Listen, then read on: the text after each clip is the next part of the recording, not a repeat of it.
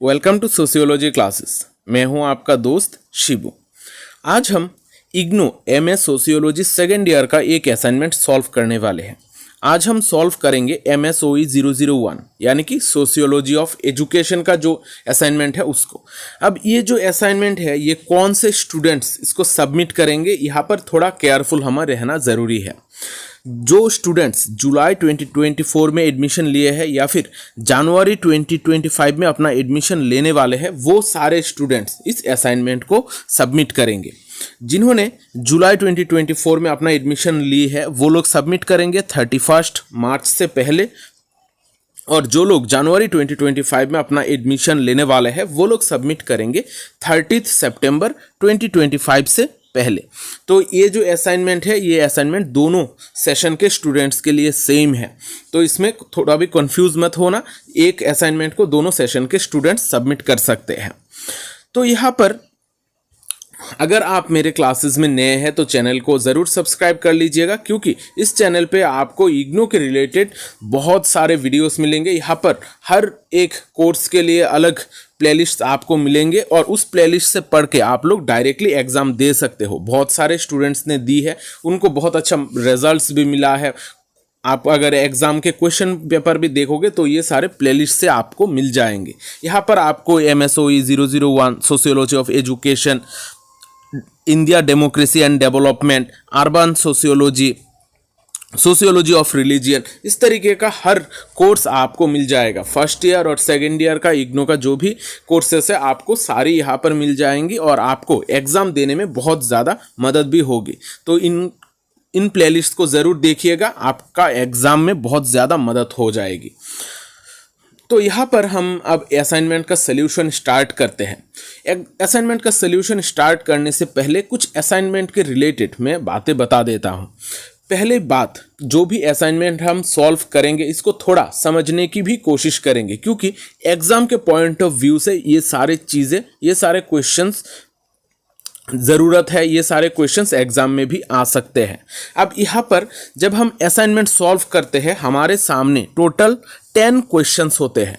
10 question में से 2 section में 5-5 क्वेश्चंस दिए जाते हैं, लेकिन हमें सिर्फ 5 क्वेश्चंस आंसर करने पड़ते हैं।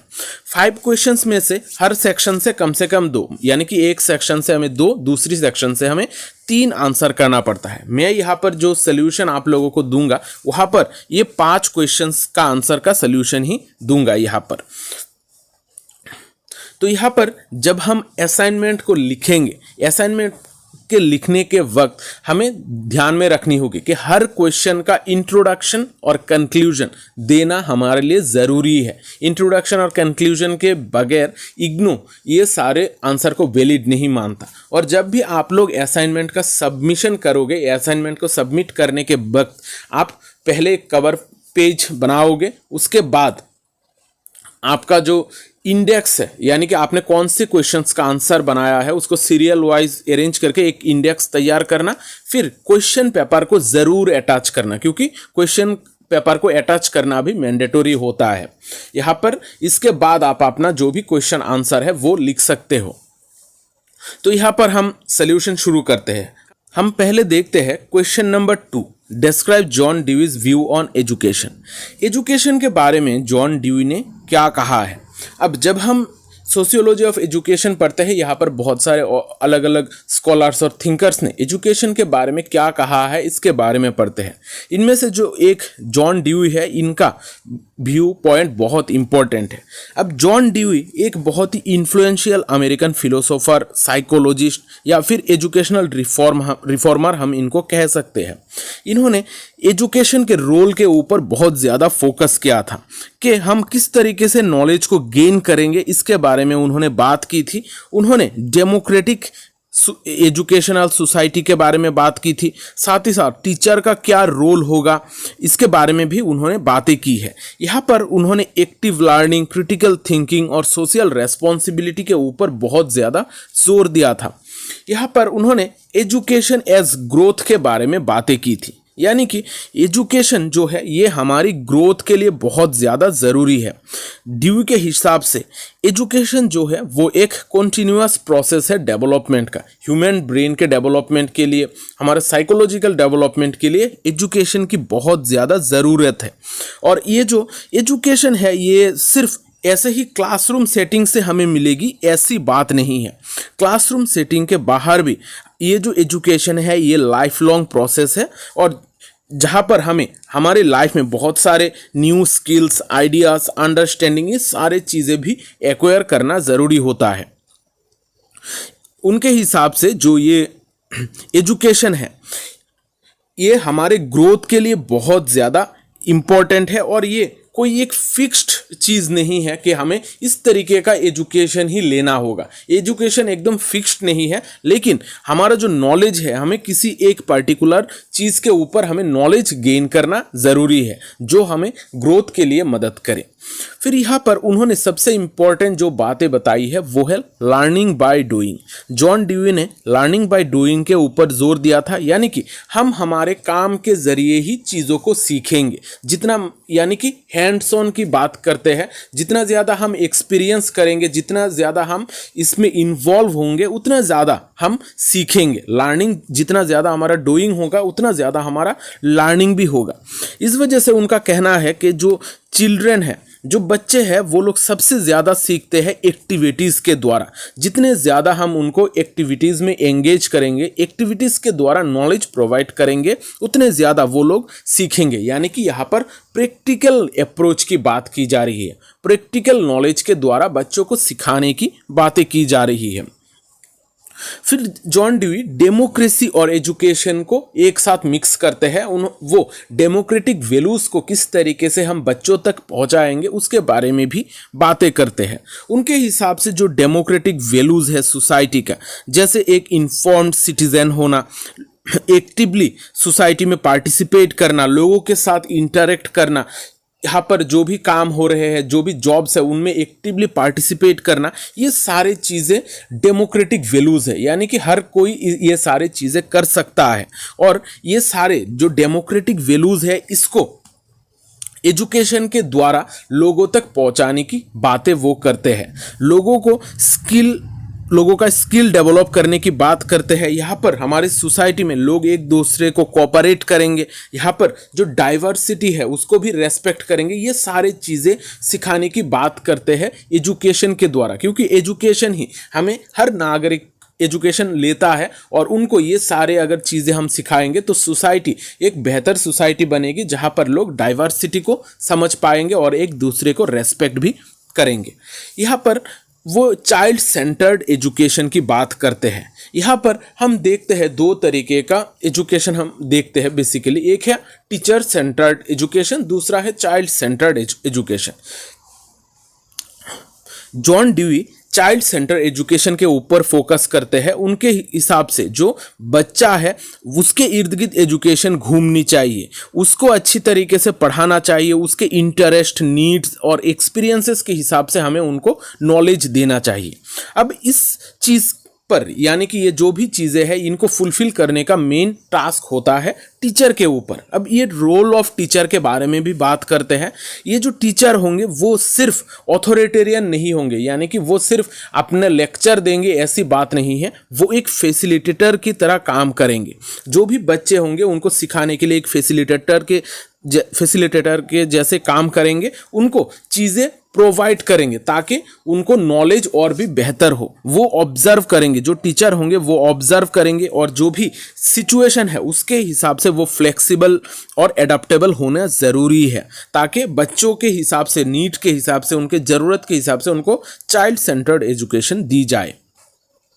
कंक्लूजन में हम यही कह सकते हैं कि जॉन ड्यूई का जो व्यू ऑन एजुकेशन है ये एक रिवोल्यूशनरी व्यू है। वो हमारी सोसाइटी का जो एजुकेशन सिस्टम है उसको बदलने की बात करते हैं। जो प्रीवियसली ट्रेडिशनल जो एजुकेशन सिस्टम है उसको वो चैलेंज करते हैं, और एक्टिव लर्निंग के ऊपर, लर्निंग बाय डूइंग के ऊपर बहुत ज़्यादा इंपॉर्टेंस देते हैं। साथ ही साथ डेमोक्रेटिक वैल्यूज़ को प्रमोट करना, इंडिविजुअल डेवलपमेंट के बारे में भी वो बात करते हैं। तो यहाँ पर प्रैक्टिकल एजुकेशन के ऊपर उनका फोकस था और एक्सपीरियंस के द्वारा ही लर्निंग आएगा, ये सारी चीज़ें उनका मानना था। अब देखते हैं question number 4। Discuss Illich perspective in the role of education as prescribed in deschooling society. यहाँ पर पूछा गया है कि इवन इलिच का जो पर्सपेक्टिव है एजुकेशन का, उन्होंने डी स्कूलिंग सोसाइटी कह के एक बुक दी थी और ये कॉन्सेप्ट भी है, उस पर उन्होंने किस तरीके की बातें बताई थी कि हमारे एजुकेशन का रोल क्या होगा, इसको हमें डिस्कस करना है। हमने अभी जॉन ड्यूई के बारे में डिस्कस की है, अब इवन इलिच का जो कॉन्सेप्ट है इसको हम थोड़ा डिस्कस करेंगे। इवन इलिच जो है ये एक रेडिकल थिंकर है, ये बेसिकली एक क्रिटिकल टाइप ऑफ थिंकर है जो हमारे एजुकेशन सिस्टम को क्रिटिसाइज करते हैं। जो मॉडर्न इंस्टीट्यूशंस के द्वारा एजुकेशन दी जाती है, स्कूल्स के द्वारा जो एजुकेशन दी जाती है, उनको वो बहुत ज़्यादा क्रिटिसाइज करते हैं और इसके रिगार्डिंग एक बुक डी स्कूलिंग सोसाइटी भी लिखते हैं, जहाँ पर ट्रेडिशनल स्कूल सिस्टम में क्या चीज़ें गड़बड़ है और इसको हम किस तरीके से सही कर सकते हैं, इसके बारे में भी वो बातें करते हैं। अब वो जो है वो एक क्रिटिक है इंस्टीट्यूशनलाइज्ड एजुकेशन सिस्टम का। इंस्टीट्यूशनलाइज्ड एजुकेशन सिस्टम यानी कि जिनको हम स्कूलिंग सिस्टम कहते हैं, स्कूल में जाकर हम जो भी चीज़ें सीखते हैं वो बेसिकली इंस्टीट्यूशनलाइज्ड एजुकेशन है, जहाँ पर एक इंस्टीट्यूशन में हमें एजुकेशन प्रोवाइड की जाती है। अब इवान इलिच इसी इंस्टीट्यूशनलाइज्ड एजुकेशन को क्रिटिसाइज करते हैं। उनका कहना है कि ये जो स्कूल है ये हमें सिर्फ एक तरीके का नॉलेज की बात करता है, एक हमें बुक्स पकड़ा दी जाती है, एक सिलेबस हमें प्रोवाइड कर दी जाती है और उसी के रिगार्डिंग हमें सिर्फ सीखना होता है। तो यहाँ पर कोई क्रिएटिविटी की बात नहीं होती है, यहाँ पर इंडिविजुअल का क्या नीड्स है इसके ऊपर भी ज़्यादा जोर नहीं दिया जाता है। लोग फ्यूचर में क्या करेंगे इसके साथ हमारा जो एजुकेशन है ये रिलेटेड भी नहीं है, ये सारे क्रिटिसाइज करते हैं इवान इलिच। अब वो डी स्कूलिंग का कॉन्सेप्ट देते हैं। डी स्कूलिंग कॉन्सेप्ट ऐसा नहीं है कि हमारा स्कूल को ही उठा फेंकना, ऐसी बात नहीं है। एबोलिशन ऑफ स्कूल के बारे में वो बात नहीं करते हैं, लेकिन वो जो इंस्टीट्यूशनल फ्रेमवर्क है जो हमें चलाता है, जो हमें एजुकेशन प्रोवाइड करता है, उसको रिजेक्ट करने की वो बात करते हैं। यानी कि हमारा जो नॉर्मल सिस्टम है एजुकेशन का उसको वो ख़त्म करने की बात करते हैं। वो लोग इवान इलिच हमारी स्कूल को एबोलिश करने की बात नहीं करते हैं, लेकिन हमारा जो इंस्टीट्यूशनल फ्रेमवर्क है उस फ्रेमवर्क को ख़त्म करने की बात करते हैं। उनके हिसाब से एजुकेशन जो है हमारी सोसाइटी में वो डिसेंट्रलाइज्ड तरीके से और पर्सनलाइज्ड तरीके से होना चाहिए, यानी कि हमें हमारी ज़रूरत के हिसाब से एजुकेशन मिलनी चाहिए। जो भी इंडिविजुअल का इंटरेस्ट है उसके ऊपर ज़्यादा फोकस करना चाहिए। यहाँ पर सिर्फ जो बुक्स है बुक्स के ऊपर फोकस ना करके हमारा प्रैक्टिकल लाइफ में कौन सी चीज़ें ज़रूरी है वो सारी चीज़ें हमें सिखाने की ज़रूरत है, ताकि हम लाइफ लॉन्ग वो लर्निंग के द्वारा कुछ ना कुछ जान सकेंगे और हमारा लाइफ आगे स्मूथली चल सकेगा। इवान इलिच लर्निंग वेब्स और पीयर नेटवर्क के ऊपर फोकस करते हैं। लर्निंग वेब्स यानी कि यहाँ पर जो भी दोस्त होंगे, पीयर नेटवर्क होगा किसी भी एक स्टूडेंट का, उनसे हम सीखने की बात करेंगे। यानी कि यहाँ पर लर्निंग इंटरेस्ट, एक्सचेंज नॉलेज और कोलाबोरेशन, प्रोजेक्ट्स के द्वारा कोलाबोरेशन, ये सारे चीज़ों के ऊपर फोकस करने की वो बात करते हैं ताकि हमें प्रैक्टिकल नॉलेज मिले। यहाँ पर जो एजुकेशन सिस्टम है, पुराने ट्रेडिशनल एजुकेशन सिस्टम है, उस बैरियर से हमें बाहर निकालने की बात करते हैं और एक ऐसा स्टैंडर्डाइज टेस्टिंग सिस्टम तैयार करना है जो हमारी प्रैक्टिकल नॉलेज को जज करे, जहाँ पर हम वेब्स के ज़रिए, लर्निंग वेब्स के ज़रिए सीख सके, लोगों के साथ कोलाबोरेट करके बाकी स्टूडेंट्स एक दूसरे के साथ मिलकर चीज़ें सीख सके। अब यहाँ पर ये जो बातें वो बताते हैं डी स्कूलिंग सोसाइटी में, वहाँ पर सोसाइटी का इम्प्लीकेशन क्या है। उनके हिसाब से हम जो एजुकेशन सीखेंगे ये हमारी प्रैक्टिकली काम आना ज़रूरी है। हम जब सोसाइटी में जाएंगे तब ये जो स्कूली माने जो भी एजुकेशन सिस्टम से हमने सीखी है वो सारी चीज़ें हमारे काम आना ज़रूरी है। उन्होंने एजुकेटेड और अनएजुकेटेड के बीच में जो भी डिफरेंशिएशन है वो ख़त्म करने की बात उन्होंने की है कि हमारे स्कूलिंग सिस्टम के ज़रिए क्या होता है, एक एजुकेटेड स्टूडेंट्स होते हैं, दूसरे होते हैं अनएजुकेटेड, किसके पास स्किल्स होते हैं, किसके पास स्किल्स नहीं होते हैं। एजुकेशन सिस्टम के ज़रिए इनके बीच में एक धीरे धीरे गैप बढ़ता ही जाता है। तो ये जो गैप है एजुकेटेड और अनएजुकेटेड के बीच में, इसको वो कम करने की बात करते हैं, इसको ख़त्म करने की बात करते हैं। उनके हिसाब से सोसाइटी में हर किसी का एक अपना इम्पॉर्टेंट रोल है, वो एक अलग तरीके का टास्क कर सकता है, तो उसके ऊपर ज़्यादा फोकस करना चाहिए ताकि हम उनको सेल्फ रिलायंट बना सके और हमारा सोसाइटी जो है वो स्मूथली चल सके। अब कंक्लूजन में हम यही कह सकते हैं कि इवान इलिच का जो डीस्कूलिंग सोसाइटी है ये हमें एक रेडिकल व्यू पॉइंट देता है हमारे एजुकेशन सिस्टम को लेकर, लेकिन फिर भी यहाँ पर कुछ चीज़ों के बारे में यहाँ पर बताते हैं। वो यहाँ पर खासकर जो इंस्टीट्यूशनलाइज्ड एजुकेशन सिस्टम है उसको वो क्रिटिसाइज करते हैं, उसका क्या नेगेटिव चीज़ें हैं ये बताते हैं, और इसको सॉल्व करने के लिए उन्होंने जो डी स्कूलिंग का कॉन्सेप्ट दी है उसके बारे में भी वो बात करते हैं। यहाँ पर personal autonomy, community engagement, life long learning की बात करते हैं इवान इलिच। उनका जो आइडिया है ये आज के टाइम पर भी बहुत ज़्यादा इन्फ्लुएंशियल है और बहुत सारे एजुकेशनिस्ट, सोशियोलॉजिस्ट के बीच में ये डिबेट क्रिएट करता है कि हमारा एजुकेशन सिस्टम किस तरीके का होना जरूरी है। अब देखते हैं question number 6, what role does education play in nation building in India. India में नेशन बिल्डिंग के टाइम पर किस तरीके का रोल प्ले करता है एजुकेशन, यानी कि हमारा जो नेशन बिल्डिंग का प्रोसेस है, नेशन बिल्डिंग का प्रोसेस में एजुकेशन का क्या रोल है। जब हम एजुकेशन की बात करते हैं, नेशन बिल्डिंग प्रोसेस की भी बात करते हैं, तब एजुकेशन बहुत एक क्रूशियल रोल प्ले करता है। खासकर जो हमारा पोस्ट कॉलोनियल सोसाइटी है, जब से हमारे इंडिया इंडिपेंडेंट हुआ है उसके बाद के वक्त से एजुकेशन बहुत एक इम्पॉर्टेंट रोल प्ले करता है कि एक सिटीजन किस तरीके से होगा, उसका आइडेंटिटी, नेशनल आइडेंटिटी किस तरीके से क्रिएट होगा, और हमारा जो पेट्रियोटिज्म है उसको हम किस तरीके से प्रमोट कर सकते हैं, इसके बारे में बहुत सारे एजुकेशन के द्वारा ही हमें कंट्रोल किया जाता है। अब इसी नेशन बिल्डिंग प्रोसेस के जरिए कोई भी एक स्टेट अपने एजेंडा को एस्टैब्लिश करता है और एक गुड सिटीजन्स का किस तरीके का क्वालिटी होगा ये भी लोगों तक पहुंचाता है। तो ये जो एजुकेशन है ये एक टूल ऑफ नेशन बिल्डिंग है, यानी कि हमारा नेशन का जो लोग है उनका माइंडसेट किस तरीके से क्रिएट होगा, नेशन के प्रति उनका लगाव किस तरीके का होगा, ये सारी चीज़ें एजुकेशन के जरिए ही हमें मिलता है। अब ये बेसिकली एजुकेशन हमें सेकेंडरी सोशलाइजेशन प्रोवाइड करता है। प्राइमरी सोशलाइजेशन तो हमें फैमिली मेंबर से मिलती है, हमारे आसपास के लोगों से मिलती है, लेकिन जो सेकेंडरी सोशलाइजेशन का एक इम्पॉर्टेंट चीज़ है वो है हमारा एजुकेशन सिस्टम।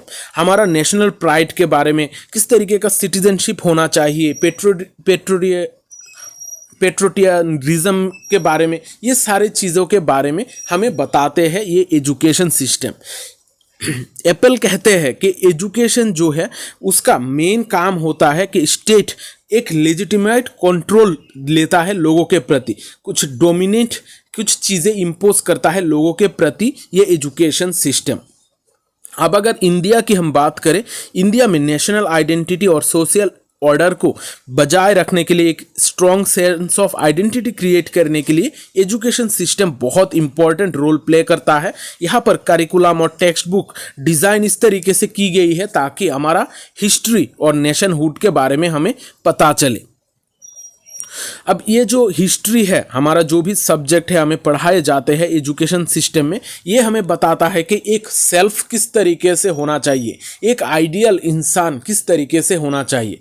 अगर हम एग्जाम्पल की बात करें तो महात्मा गांधी की पोर्ट्रेट हमारे सामने ज़्यादा प्रेजेंट की जाती है ताकि हम अहिंसा के रास्ते पे चले। इसी तरीके से नेशन बिल्डिंग के प्रोसेस में एजुकेशन का रोल बहुत इंपॉर्टेंट बन जाता है।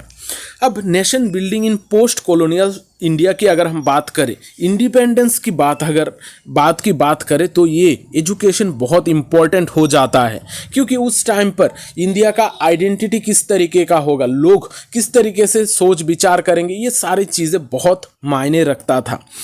अब इंडिपेंडेंस के बाद इंडिया का जो एजुकेशन सिस्टम है, इंडिया का नेशन बिल्डिंग का प्रोसेस है, ये ज़्यादातर फोकस करता है कि किस तरीके से हम कॉलोनियल पीरियड में अपने आप को आज़ाद कर रहे थे, लोग किस तरीके से इन्वॉल्व हो रहे थे, इसके ऊपर ज़्यादा फोकस किया जा रहा था। जैसे नेशनलिस्ट लीडर महात्मा गांधी के सेक्रीफाइस और कंट्रीब्यूशन को बहुत ज़्यादा हमारे एजुकेशनल सिस्टम में ग्लोरीफाई किया जाता है। इसी तरीके से पोस्ट कॉलोनियल पीरियड में सेकुलरिज्म और डेमोक्रेसी का कॉन्सेप्ट और यूनिटी ऑफ डाइवर्सिटी का कॉन्सेप्ट भी बहुत ज़्यादा हमारी बुक्स में हमें देखने को मिलती है, जो हमारे यंगर जनरेशन को नेशनल कॉन्शियसनेस प्रोवाइड करने में बहुत इंपॉर्टेंट रोल प्ले करता है। अब इसी पोस्ट कॉलोनियल टाइम पीरियड में हमारा जो आइकॉनिक लीडर्स है, उनका स्ट्रगल, वो लोग किस तरीके से सेक्रीफाइस करते हैं, ये सारी चीज़ें हमें बताई जाती है और एक आइडियल लॉयल सिटीजन हमें बनाया जाता है। फिर हम देखते हैं ideological function of education. Education हमारा एक आइडियोलॉजी तैयार करने में भी मदद करता है, यानी कि हमारा जो सोसाइटी है, हमारा जो इंडिया है, इसका कल्चर किस तरीके का होगा ये भी हमें बताता है हमारा एजुकेशन सिस्टम। हमारा लैंग्वेज किस तरीके से होना चाहिए, लोगों के साथ हमारा बिहेवियर किस तरीके से होना चाहिए, ये सारी चीज़ें हमें एजुकेशनल सिस्टम बताता है। इसका मतलब है एजुकेशन हमें एक आइडियलिस्टिक सोसाइटी क्रिएट करने की बात करता है। हमें इस तरीके का नॉलेज क्रिएट कर दिया जाता है हिस्ट्री और कुछ रोल्स को समझाने के मदद से कि हमें सोसाइटी में किस तरीके से रहना है, हमारा एक आइडियोलॉजी तैयार हो जाती है। अब यहाँ पर बहुत सारे लोग इस एजुकेशन के फंक्शन को भी क्रिटिसाइज करते हैं, क्योंकि इंडिया एक बहुत ही डाइवर्स कंट्री है। यहाँ पर बहुत सारे अलग अलग कल्चर के लोग रहते हैं, डिफरेंट लैंग्वेजेस यहाँ पर बोली जाती है, लेकिन किसी एक पर्टिकुलर कल्चर को ग्लोरीफाई करना यहाँ पर बहुत ज़्यादा प्रॉब्लमेटिक भी हो जाती है। खासकर यहाँ पर बहुत सारे ट्राइबल सोसाइटीज़ हैं, बहुत सारे ट्राइब्स है जिनका हमारे नॉर्मल सोसाइटी से उनका मेल जोल नहीं है, वो लोग थोड़ा सेपरेट रहना पसंद करते हैं, उनका कल्चर भी डिफरेंट है। तो यहाँ पर इस ग्राउंड पे इसको क्रिटिसाइज भी किया जाता है कि एक ऐसा आइडियोलॉजी क्रिएट किया जाता है जहाँ पर एक नेशनल लैंग्वेज होगा, कॉमन हिस्ट्री होगा और कुछ शेयर्ड कल्चरल सिंबल्स होंगे, इसके ऊपर ज़्यादा जोर दिया जाता है। लेकिन जो हमारे डाइवर्सिटी है, डाइवर्सिटी के ऊपर इतना ज़्यादा फोकस नहीं किया जाता है। जो डिस्टिंक्ट कल्चर है, एक लोकल एरिया में जो उनका मेन कल्चर है, उसको नेगलेक्ट किया जाता है, उसको बहुत ही छोटे तरीके से देखा जाता है। इस वजह से एजुकेशन एक बेहतर चीज़ है जहाँ पर हमारा आइडियोलॉजी क्रिएट हो सकता है, लेकिन साथ ही साथ थोड़ा एक प्रॉब्लमेटिक भी है जहाँ पर जो छोटे छोटे कल्चर्स है, जो छोटे छोटे ट्राइब्स है, उनके ऊपर फोकस नहीं किया जाता। कंक्लूजन में हम यही कह सकते हैं कि एजुकेशन नेशन बिल्डिंग प्रोसेस में एक बहुत इंपॉर्टेंट रोल प्ले करता है, जहाँ पर नेशनल आइडेंटिटी को शेप करने में, यहाँ पर पेट्रोटिज्म को फोस्टर करने में भी यहाँ पर मदद की जाती है। एक गुड सिटीजन को बनाने के लिए भी यहाँ पर काम किया जाता है।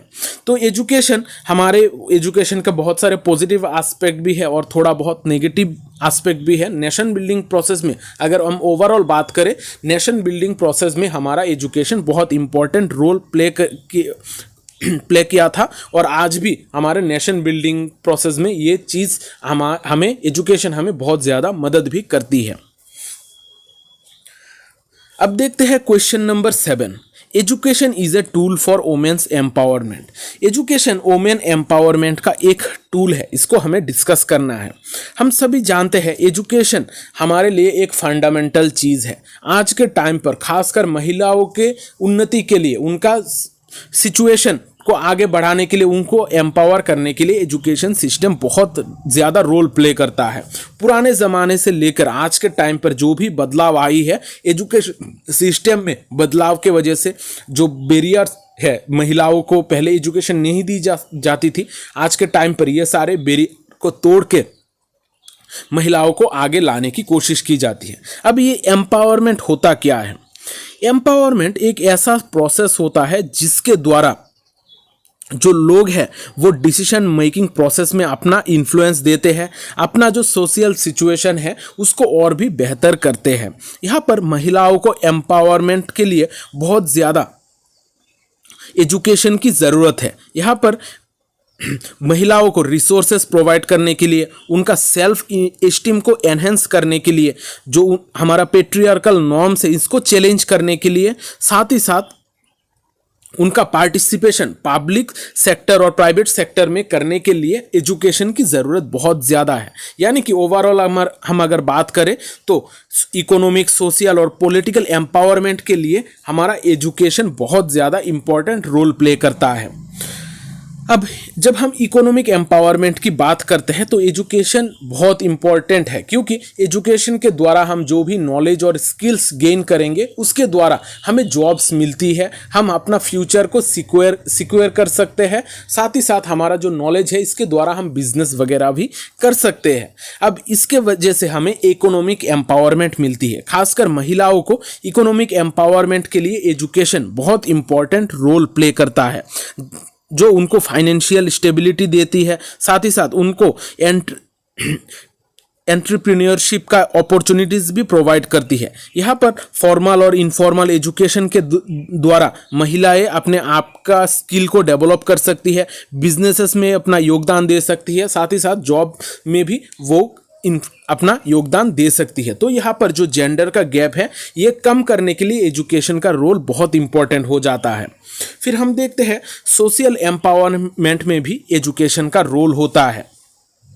हमारी सोसाइटी में नॉर्मली महिलाओं को थोड़ा निचले दर्जा दिया जाता है। पहले के टाइम पर खासकर जब हम 100 साल पुरानी समय की बात करते हैं तो वहाँ पर देखेंगे कि महिलाओं को इतना ज़्यादा इम्पोर्टेंस नहीं दी जाती है, उनको घर में ही रखा जाता है, उनको घर से बाहर जाने नहीं दिया जाता है, वहाँ पर हम पर्दा प्रथा देखते हैं। इस तरीके से बहुत सारी चीज़ें हमें देखते हैं। अब ये सारे चीज़ों से उभर के आने के लिए हमारा सोसाइटी उनको सोशल एम्पावरमेंट करने के लिए कुछ राइट्स प्रोवाइड किए गए थे, और एजुकेशन के ज़रिए उनको रिप्रोडक्टिव राइट के बारे में, उनका लीगल राइट के बारे में, उनको हम डिसीजन मेकिंग प्रोसेस में भी पार्टिसिपेट करा सकते हैं।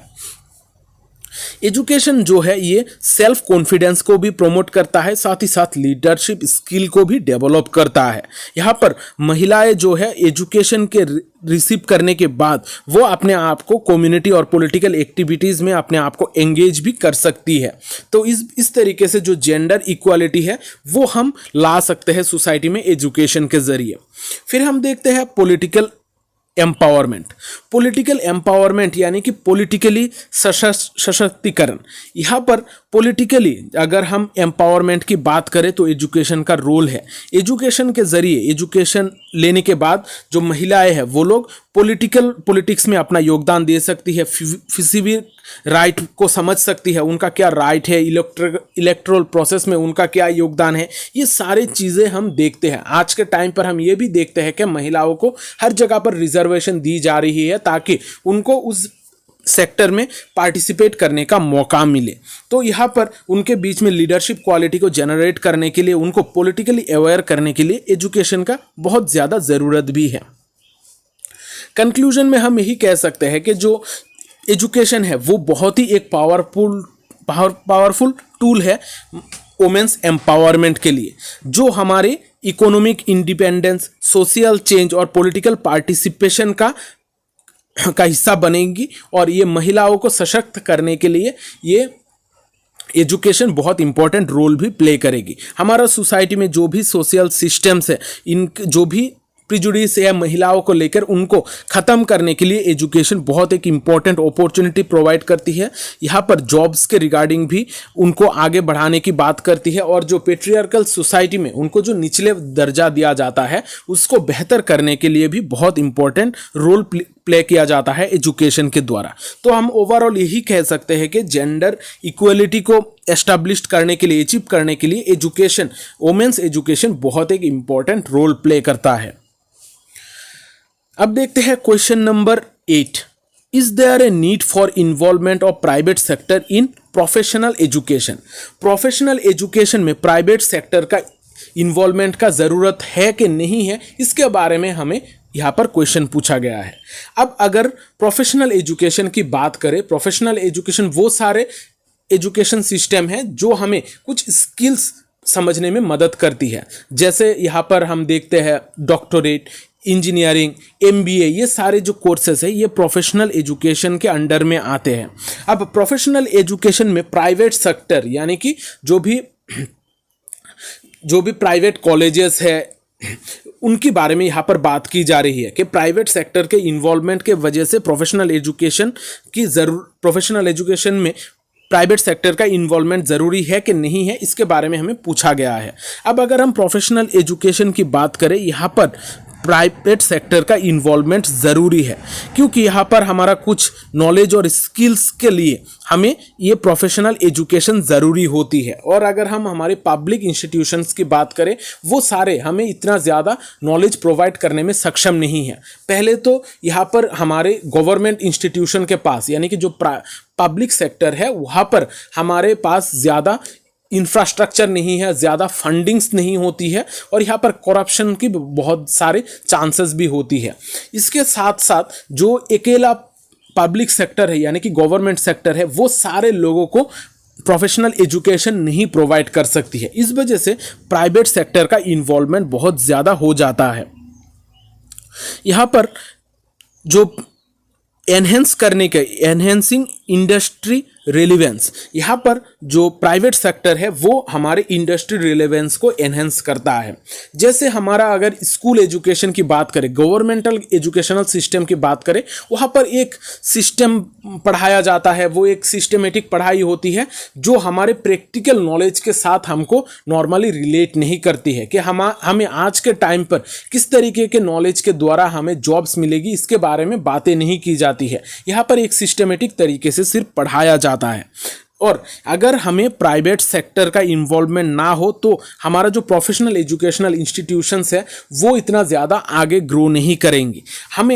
जब हम एजुकेशन लेते हैं तो हमारा पर्पस होता है कि हमारे आसपास के टाइम पीरियड पे जो भी चीज़ें चल रही है उनके साथ हम कोप अप कर सके, वहाँ पर जो भी इंडस्ट्री है उसमें हम अपना योगदान दे सके, जॉब्स एक्वायर कर सके। तो यहाँ पर प्राइवेट सेक्टर का इन्फ्लुएंस बहुत ज़्यादा होता है क्योंकि वो लोग टाइम टू टाइम अपने आप को अपडेट कर सकते हैं। रियल टाइम यहाँ पर स्किल्स और कॉम्पिटेंस का जो भी डिमांड है इसको फुलफिल कर सकते हैं ये प्राइवेट सेक्टर। पब्लिक सेक्टर कर सकता है लेकिन हर किसी को एजुकेशन नहीं प्रोवाइड कर सकता है। इस वजह से जो प्राइवेट सेक्टर है उसका इन्वॉल्व होना बहुत ज़्यादा ज़रूरी है।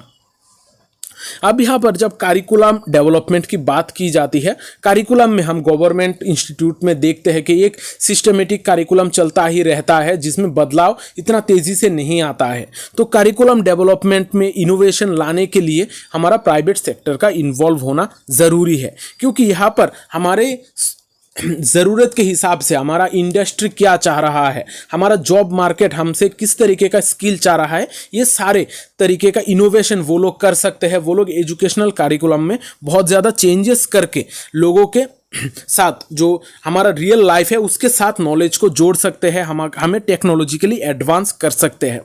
यहाँ पर फंडिंग और रिसोर्स एलोकेशन की अगर हम बात करें, फंडिंग में भी हमें प्राइवेट सेक्टर मदद कर सकता है क्योंकि जो हमारा पब्लिक सेक्टर है इसके पास इतना ज़्यादा फंडिंग नहीं है तो इतना ज़्यादा इंफ्रास्ट्रक्चर डेवलप नहीं हो सकता है। लेकिन जो प्राइवेट सेक्टर है वहाँ पर फंडिंग बहुत सारा होता है। इस वजह से प्रोफेशनल एजुकेशन को आगे बढ़ाने के लिए, इसको बेहतर करने के लिए प्राइवेट सेक्टर का इन्वॉल्व होना ज़रूरी है। अब यहाँ पर जब हम स्किल गैप और अनएम्प्लॉयमेंट की बात करते हैं, जैसे गवर्नमेंट इंस्टीट्यूशन में अगर हम पढ़ेंगे नॉर्मल कॉलेजेस में तो आप देखोगे कि आपके पास इतना ज़्यादा स्किल नहीं होगा। इस वजह से बच्चे पढ़ तो रहे हैं, ग्रेजुएट तो हो रहे हैं, लेकिन उनको इतने ज़्यादा एम्प्लॉयमेंट का अपॉर्चुनिटीज़ नहीं मिल रहा है। लेकिन ऑपोजिट साइड में अगर हम प्राइवेट सेक्टर की बात करें तो वो लोग स्किल्स के ऊपर बहुत ज़्यादा काम करते हैं कि हमारा कौन सी स्किल होने के वजह से हमें जॉब मिलेगी या फिर हमें जॉब करने के वक्त किस तरीके का स्किल की ज़रूरत है, उसके ऊपर वो लोग फोकस करते हैं। तो यहाँ पर अनएम्प्लॉयमेंट को ख़त्म करने के लिए, स्किल का जो गैप है इसको भी कम करने के लिए हमारे एजुकेशन बहुत ज़्यादा ज़रूरी है और प्राइवेट सेक्टर का इन्वॉल्व होना यहाँ पर बहुत ज़्यादा ज़रूरी हो जाता है। यहाँ पर कुछ कॉन्सर्न्स और चैलेंजेस भी है। जैसे पॉजिटिव एस्पेक्ट की हमने बात की है कि प्राइवेट सेक्टर के इन्वॉल्व होना प्रोफेशनल एजुकेशन में ज़रूरी है, इसी तरीके से कुछ चैलेंजेस भी हमें देखने को मिलती है। जो भी इंस्टीट्यूट्स प्राइवेट सेक्टर के मदद से अपना इंस्टीट्यूट एस्टैब्लिश करती है प्रोफेशनल एजुकेशन की, वहाँ पर फीस जो है वो बहुत ही हाई होती है। इसके वजह से हर किसी का बस का बात नहीं होता है उस एजुकेशन को लेने के लिए। साथ ही साथ वहाँ पर वादे तो बहुत सारे किए जाते हैं, लेकिन एक्चुअली में इंफ्रास्ट्रक्चर, जो टीचिंग का क्वालिटी, जो टीचर्स का क्वालिटी है, वो उतना ज़्यादा अप टू मार्क नहीं होता है। क्योंकि जो भी अपना इन्वेस्टमेंट कर रहे हैं इस सेक्टर में, वो लोग चाहते हैं कि उनको ज़्यादा से ज़्यादा पैसा मिल सके। इस वजह से वो लोग जितना हो सके फंडिंग कम करके एजुकेशन को प्रोवाइड करने की बातें करता है। इस वजह से जो स्किल्ड टीचर्स है शायद वहाँ पर बहुत कम हमें देखने को मिलते भी है। अब कंक्लूजन में हम यही कह सकते हैं कि जो ये प्राइवेट सेक्टर है प्रोफेशनल एजुकेशन में, इसका इन्वॉल्वमेंट होना बहुत ज़्यादा ज़रूरी है। एक तो चीज़ है यहाँ पर इनोवेशन होंगी, यहाँ पर जो रिसोर्स है वो भी यहाँ पर मिलेंगी, स्किल गैप ख़त्म होगा, अनएम्प्लॉयमेंट का जो सिनेरियो है वो भी थोड़ा कम होगा ये प्राइवेट सेक्टर के इन्वॉल्वमेंट के वजह से। साथ ही साथ ये जो एजुकेशन सिस्टम है इसको गवर्नमेंट और प्राइवेट सेक्टर के कॉम्पिटिशन के वजह से जो गवर्नमेंट सेक्टर है उनको भी अपना स्किल को थोड़ा डेवलप करना पड़ेगा, अपना करिकुलम को और भी बेहतर करने की ज़रूरत हो सकती है। तो यहाँ पर जो गैप है वो भी बहुत ज़्यादा कम हो सकती है। इसके वजह से यहाँ पर जो एजुकेशन है हर किसी को एक्सेस मिले और हर कोई प्रोफेशनल एजुकेशन पा सके, इस वजह से प्राइवेट सेक्टर का इन्वॉल्वमेंट ज़रूरी हो गया है। क्योंकि पब्लिक सेक्टर, गवर्नमेंट सेक्टर अकेला सारे लोगों को प्रोफेशनल एजुकेशन नहीं दे सकता है। तो यहाँ पर हमने समझी है कि क्या क्या ये असाइनमेंट्स है। यहाँ पर 5 क्वेश्चंस का सल्यूशन हमने आज की है। आशा करता हूँ ये सारे सल्यूशंस आप लोग लिख सकोगे अपना असाइनमेंट में। अगर इसके अलावा भी आपको और भी क्वेश्चंस की आंसर की ज़रूरत है या फिर इसकी पीडीएफ की ज़रूरत है तो मैं नीचे कमेंट बॉक्स पे इसका लिंक दे दूंगा, आप लोग वहाँ से परचेस कर सकते हो ये जो असाइनमेंट है इसका पीडीएफ। तो आज का क्लास मैं यहाँ पर ही ख़त्म करता हूँ। अगर ये असाइनमेंट का सल्यूशन आप लोगों को अच्छा लगा है तो कमेंट करके ज़रूर बताइएगा और वीडियो को लाइक और शेयर भी कर दीजिएगा, क्योंकि शेयरिंग इज़ केयरिंग। मिलते हैं अगली सेशन में, तब तक अच्छे रहिए, स्वस्थ रहिए और लोगों में प्यार बांटते रहिए। जय हिंद।